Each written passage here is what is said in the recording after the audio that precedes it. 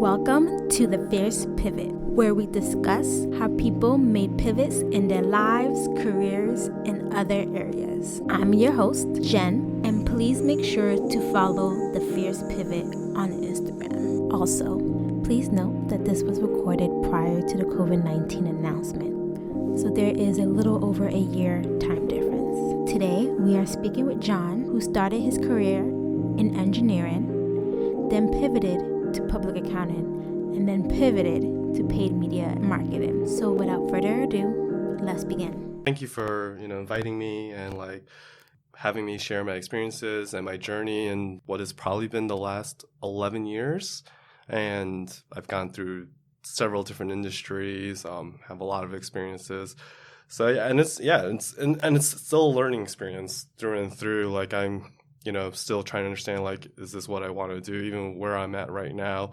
Definitely, it's been a great experience so far, but definitely trying to understand your passion and setting yourself to say, oh, I'm going to do this for the rest of my life. I think that's a very hard thing for a lot of people to say, just because the way the system is constructed, right? We start going into school, and then by the time we're 18 going to college, we have 4 years to decide what we want to do for the 40 or 50 years of our lives. And that's a very hard question for anyone to ask. So it's a challenge. And some people get it from the get-go. But I think right now with a lot of our generation, people are starting to ask themselves, what do I want to do? Where do I want to go? I think the thing is am I happy? And I think what's the blessing is that we do have the opportunity. We do have the ability to pivot and try new things. I mean, of course, there are other people who do have challenges with regards to financial obligations, family, and so forth, right? So those things can put a hindrance into exploring new opportunities. But if you do have the opportunity and you're able to manage all those things, you want to make sure that you're living a very fulfilling life. So you brought up a very interesting point, especially in America. Right at 18, 17, 19, whatever time you graduate high school, you are told to pick a major that's going to be your career for the rest of your life. As opposed to other countries, you have gap years and you have time to explore. You kind of automatically have to pick a career. And for you picked engineering. So how did that come about? Yeah. So kind of my backstory, so born and bred New York City native, lived in LA for a little bit though. I think what was very critical for me is that I had a lot of great teachers in high school that were very inclined to mathematics. So I think I still hold, dear to my heart to this day, my pre-calc and calculus professors from that time. My pre-calc professor, he was an engineer. My calculus professor, she had a degree in mathematics from the University of Chicago with a minor in music. And what was crazy about that is that she showed me the beauty of mathematics. So my pre-calc professor showed me the applications, but then that's sometimes not enough, right? It's just very technical and okay, I can take these numbers and then apply it into a way which is functional. But then you look at math from a different lens, a more subjective matter, and it's wow, that's math, right? It's a language in itself. So from there, I actually was already exploring finance just because my father worked in the industry. I was strong in my mathematics, STEM and whatnot. So that kind of led me to explore, okay, maybe engineering is where I want to go. And I started exploring schools where I wanted to be while also being closer to home. And then, I went to a school called RPI, which was, I started my journey in first computer engineering. Then within that time frame, I pivoted to electrical engineering just because I realized I wasn't that great in programming. And I think that's, we're seeing right now that's being a strength. But for my initial classes, I just didn't have the strengths or the understanding, the capability. So I wanted to go more into the technical aspects of it. But just all in all, just looking at where my strengths, what I was capable of, looking at my peers, it just didn't resonate with me as quickly as my peers. So it was an understanding okay, I'm getting it, but I'm not getting it as well as everyone else. Is this the thing for me? Are my passions here? going back to that initial point of like you have 4 years to decide, family being another thing. So my father also actually started off as an engineer, but then being just good in mathematics as well, he migrated into the finance industry. But looking at that, and then there's this cultural aspect being an Asian American, right? About like get a job, like finish your degree, get a job, and then you'll be successful. So there was that pressure of like, I had reservations about like continuing to do this, but then like you're financially committed at that point, and then my family and even friends like were questioning like me like exploring new opportunities. This was 2004, 2005, so like I'm at that very beginning of this idea of like exploring and trying out new things. Like that was the cusp of like the old paradigm of, okay, just do this. Yeah. This is what's set out and laid out for you. And now like, now this environment, like there's more of that support of like taking the time and exploring the opportunity. So I finished my degree in 2008, and it was an interesting time just because the whole financial crisis hit and jobs weren't available. So I did work a little bit at this engineering firm. I had an internship there, and then I was just like at will. And I was like asking myself, okay, like it was like basically the same job. It wasn't a full engineering position just because of the limitations and what was available at the time. So like going into 2009, just like assessing, I was like, why not I just switch? Why not I just change? And I don't have much holding me back. I don't have many liabilities. And again, like, right, those are sometimes obstacles for some people to take the opportunity to explore and try different things. But then I was just like recalling back of like, okay, what do I want to do? Like, what were my real strengths? Like, engineering didn't really turn out to be where I wanted to go. I'm in a job that I'm not really finding satisfaction or fulfillment. And so I just did like a full self-assessment during like that 08, 09 inflection time period. So then, it was just, like going through that time frame and did a self-assessment. I'm like, nothing's holding me back. Yeah, I mean, there's, family who's putting this pressure, but I think sometimes it's hard for people to just like say, to push back, right? Yeah. And then say, I need to do what I need to do. Yeah. And there, I was like, okay, like, let me just do this. So my GPA wasn't so great. Yeah. So I had to repair that. I took classes at Brooklyn College, some of the intro courses just to help boost my GPA. And then I started applying to several different programs. And then I think what was just a really good indicator was that I was getting it. Like, I made a lot of friends at that time, studied with people. And what was just interesting was the dynamic of like where, like you look at a normal distribution, right? There are people who lie in the middle, and then there are people who lie at both ends of the spectrum. When I was in engineering, I was at the lower end of the spectrum, right? And then now, like, I was getting it. I spent less time studying. The material resonated with me. So then, like, I was now on the other end. I'm like, things are just clicking. And so then I repaired my GPA to a degree, and then Pace University had a great program, right? They have this combined program there, and it allowed a lot of flexibility. So I initially applied for it, but then I pivoted to the the BBA MS program there. So I was going to get another bachelor's, but then also get a master's at the same time. So when you went to Brooklyn College, Yeah. You came up with that plan. So was your mindset just to be, hey, let me just take a few classes and see how I do, and then reassess from there? Or did you know automatically going to Brooklyn College, this is what I want to do before you transfer over to Pace? There is a risk, right? I was actually given a great proposition from my mom before going into Brooklyn College. I have a lot of family in the medical field. My mom's a doctor, and she actually propositioned like, I'll pay for everything, but you have to do this. I had no interest in doing something in the medical field, although it was very attractive.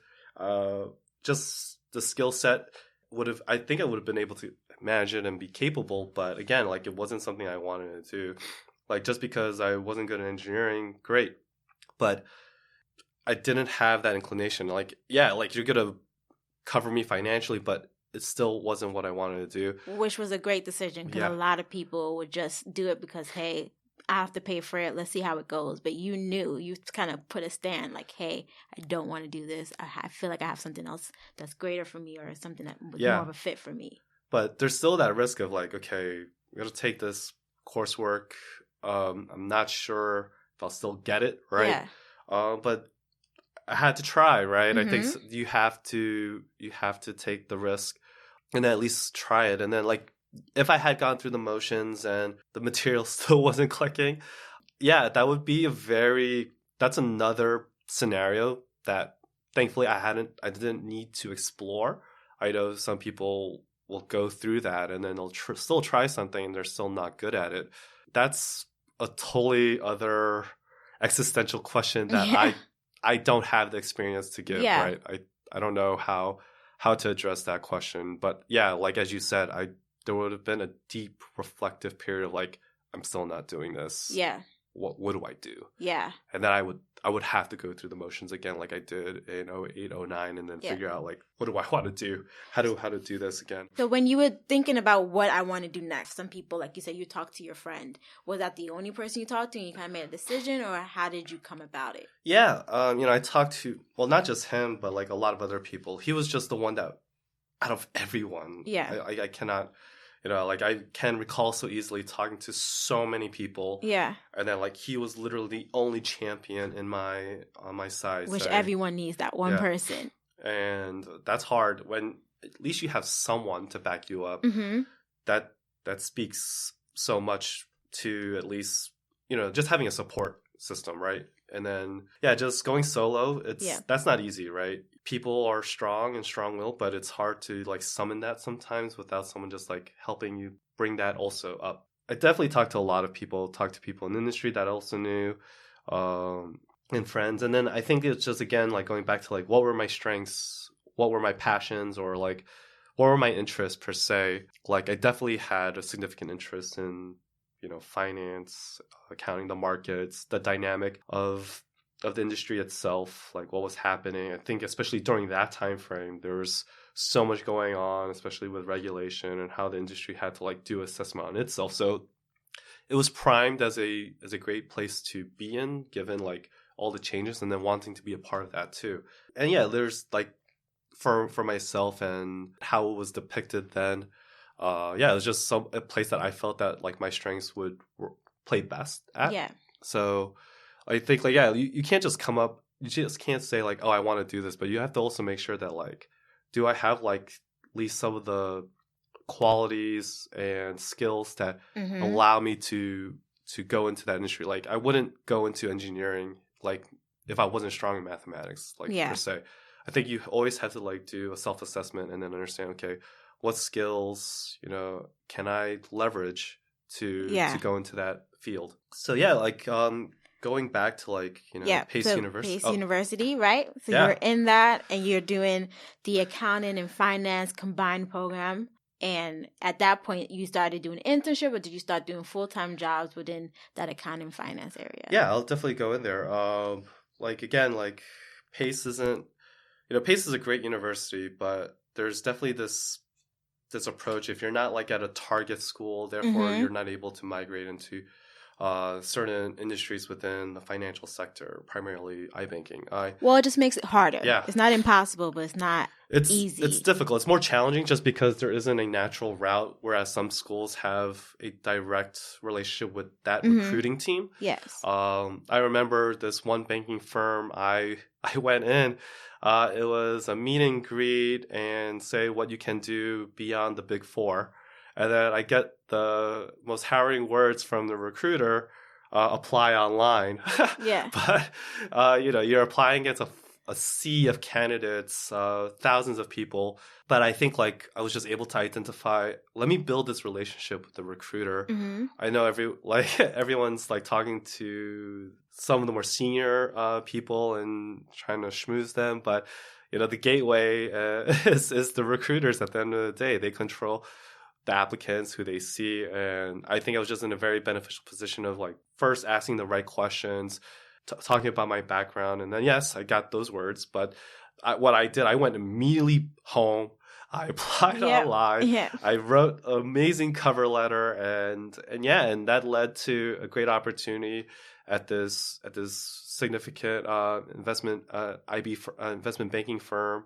I was able to get into their program, and it was a great experience overall. Taking that experience, and unfortunately at the time, the financial sector was still very volatile. So I didn't procure the ultimate objective of getting a full-time position, but I still leveraged that experience and okay, I got this great experience. Where do I go next? And knowing my degree and background, I'm like, okay, let me try public accounting. That led to a full-time opportunity while going to school at another firm, building that skill set. So what skill set did you take from that opportunity that you transitioned to your full-time job? Sure. I think these words resonate, and it's something I communicate to my team members and I hear all the time. Be a sponge. Be a sponge and ask questions. Don't hesitate. You've been there before. Your seniors or whatever it may be, they've been in your position, so they're the best to be a guide for you in your career path. We always want people to learn and be resourceful, but at the same time, you don't want to be spinning your wheels and then just be at an impasse like in whatever you're doing.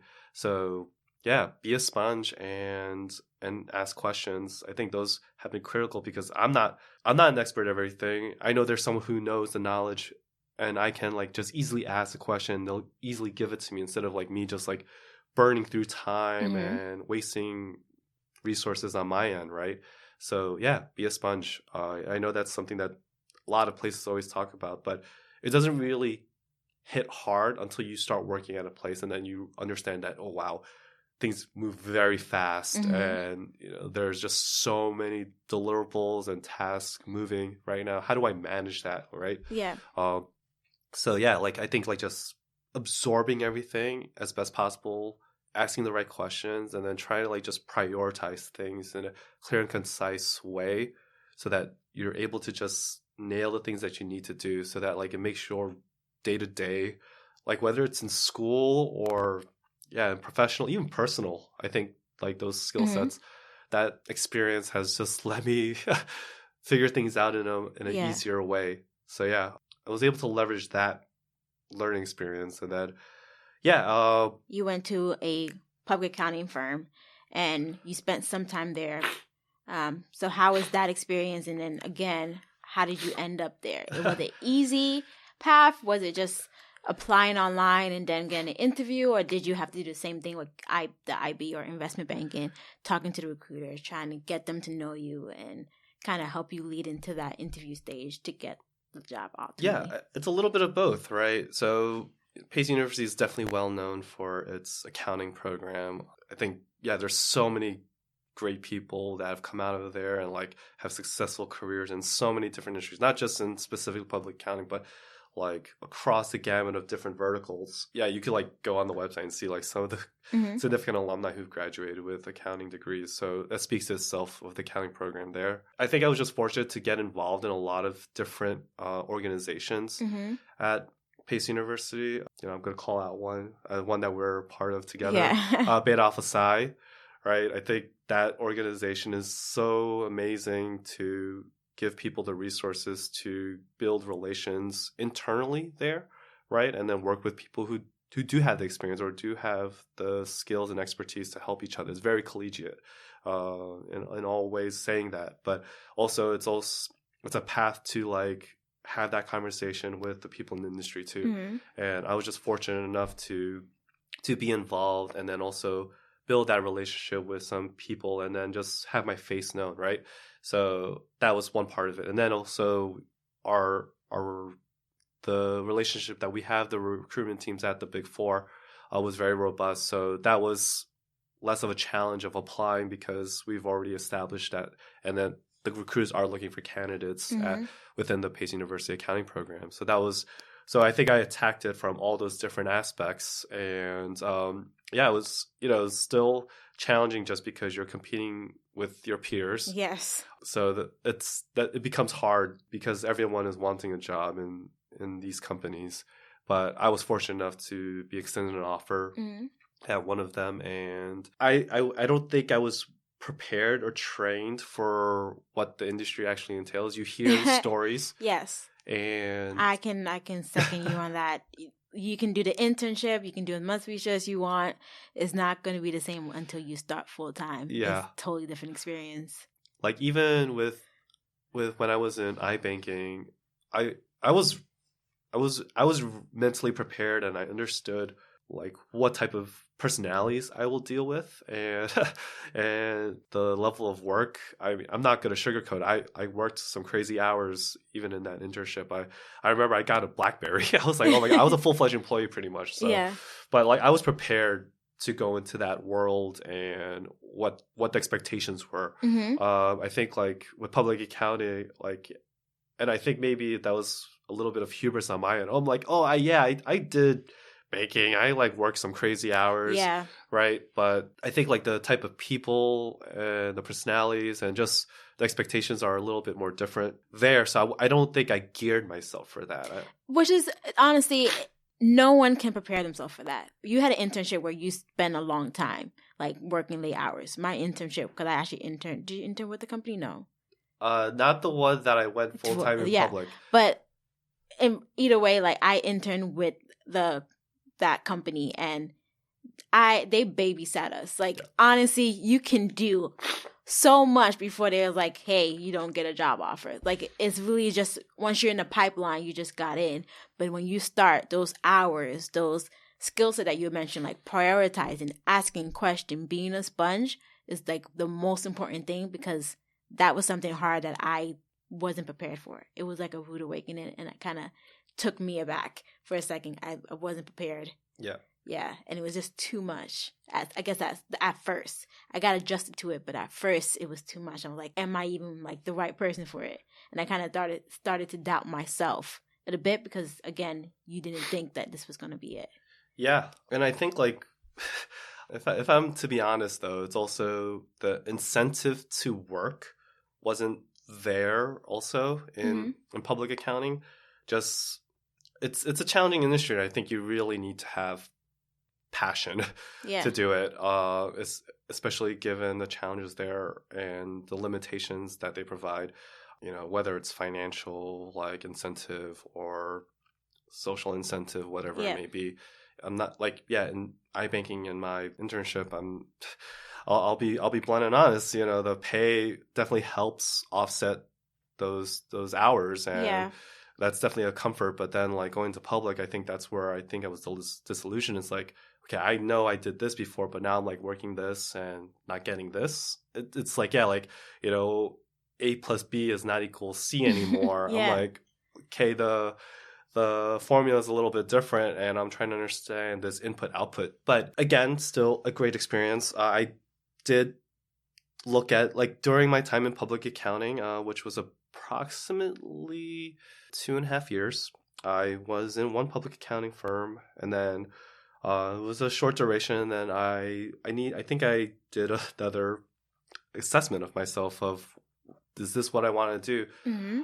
I was doing well, but passion, right? Going back to it, I didn't have passion, or at least I didn't have it there. So then I kind of took a break. There was an opportunity that presented itself with one of my former bosses, and then I was like working internally at this. I was working in their internal finance team, although the company wasn't a financial services firm in any regard.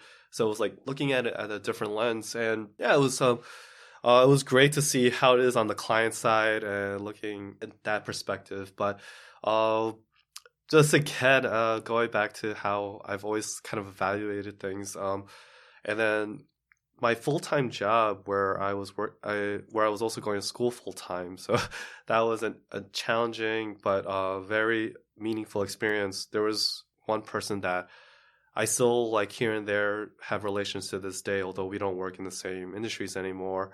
I consulted this mentor of mine, and I asked for their advice of like, should I just stay here, or do you think it's worthwhile to go back into public accounting? Knowing that I know that my mentor is biased, because I'll say He's probably the smartest person I ever know I've ever known in the public account or accounting in general field.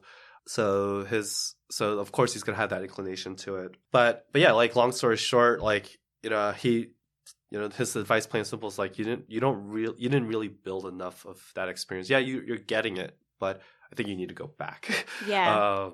So of course that definitely resonated with me, and then I went back to the public accounting for another public accounting firm, and yeah, it was at a more senior level, which was great. But it was, long story short, kind of the same thing again.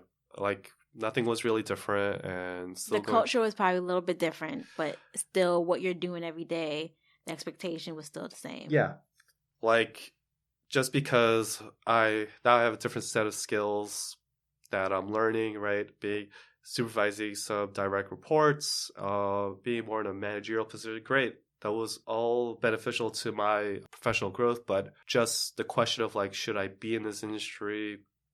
Like, is it something that I want to do ongoing?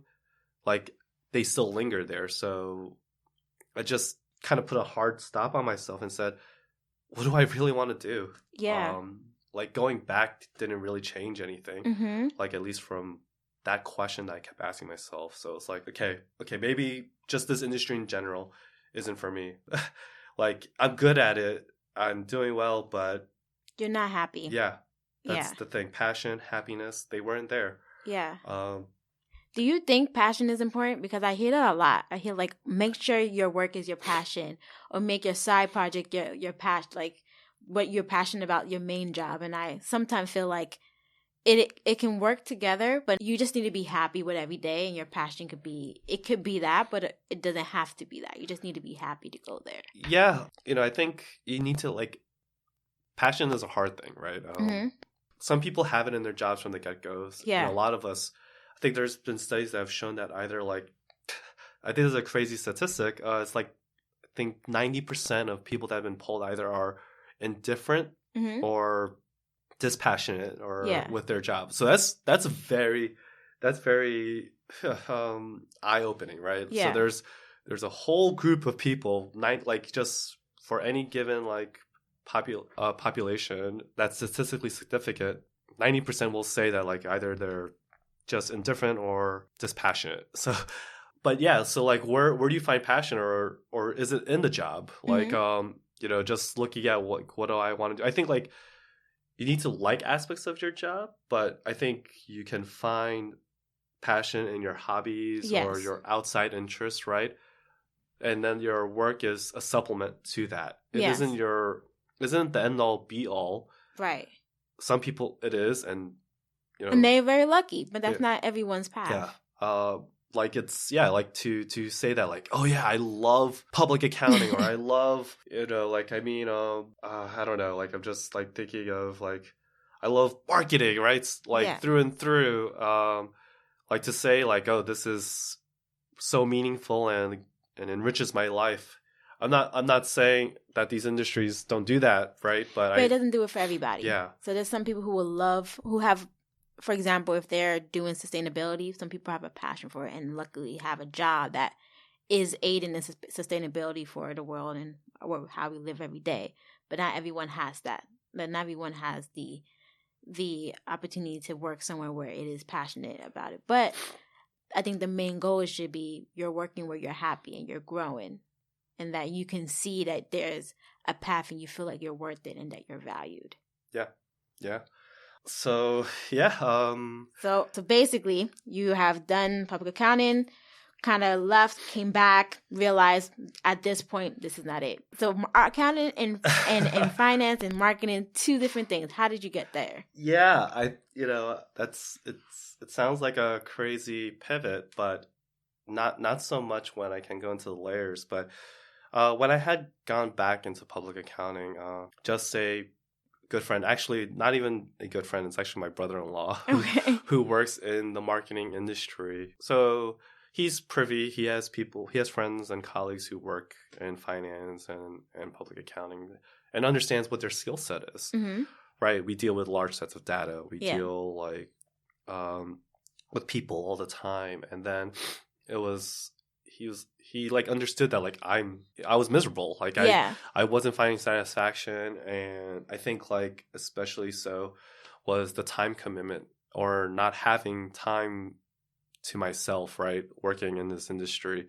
I think that becomes much more important as you go throughout your stages in your life, and then saying like what's the most important thing to me, and then time become like having the time to yourself and pursuing things or like just for your own development is so critical. So kind of planted the seeds. He's like, yeah, like you understand data, you deal with people, you're very social, very analytical. Why don't you'll be happier in the market? I'm like, I didn't understand what that meant. Yeah. It wasn't like something that I explored, right?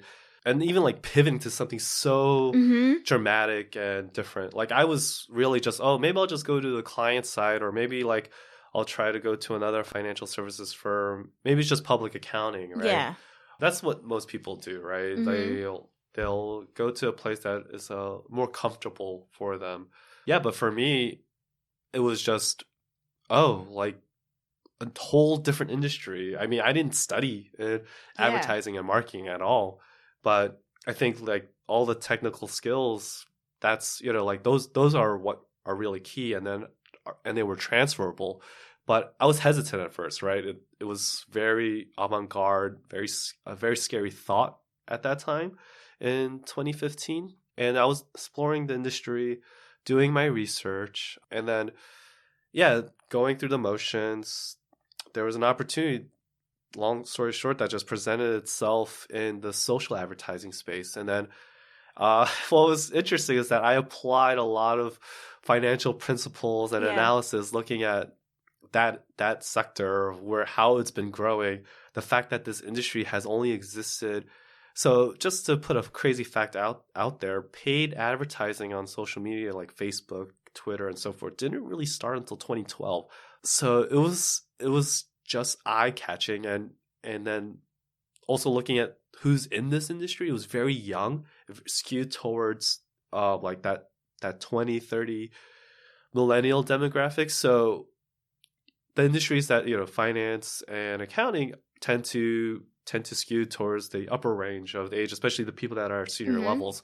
So a dynamic or more vibrant environment isn't necessarily there, and I think that's a challenge for them. But like I'll be that was one very attractive feature of being in a place that's open to new ideas and processes, and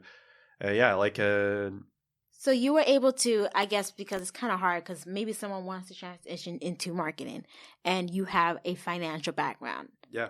How were you able to kind of, in that interview or even like fixing your resume, kind of use those key skill set to make a marketing firm? And even though you're kind of still doing a little bit of finance and what you're doing in your marketing role, how were you able to take that and kind of make employers see, hey, I can still add value? Yeah. Like, so I started off at this like tech startup that dealt in all media, and with a specific focus on social media. So I think that was a great segue, just because people were still figuring it out. But to your point, it's all about data nowadays. It's also a little scary how much data we give and how that's used. But that's the key thing. It's like I have this propensity to understand data, how to interpret it, tell the story, right? Reporting is like the crux of any industry, whether it's finance, accounting, like medicine, like they have a report detailing out everything, right? But how do you take all the data that you have and then summarize it in a way that's digestible, concise, and clear? So how I tailored myself and showcased my skills, that's I just looked at what was the most critical and key and transferable to that industry. And I did have to start, like, kind of had to do a reset, starting at the bottom. But that's something that I was willing to take, and then that's something that I was willing to accept. But I think what was key is that, like, I still had all this experience from from finance and public accounting, so my ability to learn and like ask questions and be a sponge were so instrumental in me like just ramping up really fast and ramping up in this industry. So it's been a wild ride from 2016 and now. So I'm still in the marketing industry. As things are, there's a lens on this industry right now, especially with the scrutiny of how certain platforms are managing our data, like the oversight that's needed now. I'll just say that like it's just been incredible to be a part of it, like witnessing it, and also learning and adapting in this continuously evolving industry. And yeah, so from that tech startup, I went into a marketing, one of the large marketing advertising firms, and have been going, I've been just going strong. Yeah, going strong and continuously learning in this space ever since.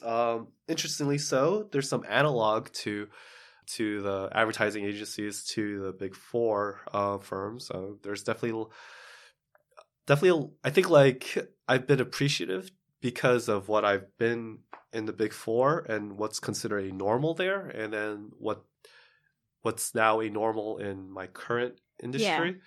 But I would still say that like what the normal is in the public accounting space isn't normal. So I'm trying to shift away from that thinking and paradigm, and then say like, okay, like working late or like work-life balance in general, those are key. And our industry is also like facing those challenges. So we actually do have relatively high turnover rates. And within the marketing, within my career in the marketing world, I've actually changed multiple agencies already.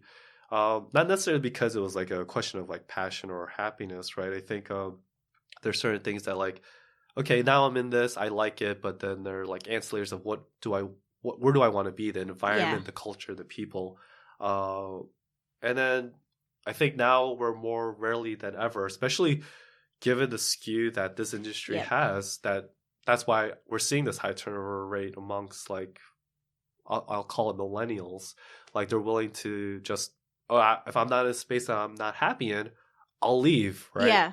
So that's what I think is going to be a challenge. And we're, for a lot of industries moving forward, if we're already seeing it with like this, with my industry where like, it skews towards like this, like, mid 20s to 30s demographic. So what's going to happen for the next gen? Yeah. Like they're going to be looking for a place that's going to give them, what they're looking for. And if not, they're going to leave because they see that example from us, basically. Yeah. So we kind of have to wrap up, but can you just leave the audience with one piece of advice? So like, I think you just have to like be introspective and then ask yourself, what do I want to do?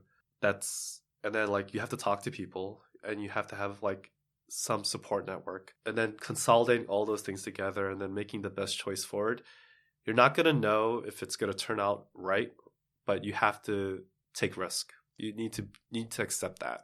Yeah, like that's I think like the thought that I'll leave it at that. Okay, well, thank you, John, so much for today. Thank you for listening to The Fierce Pivot.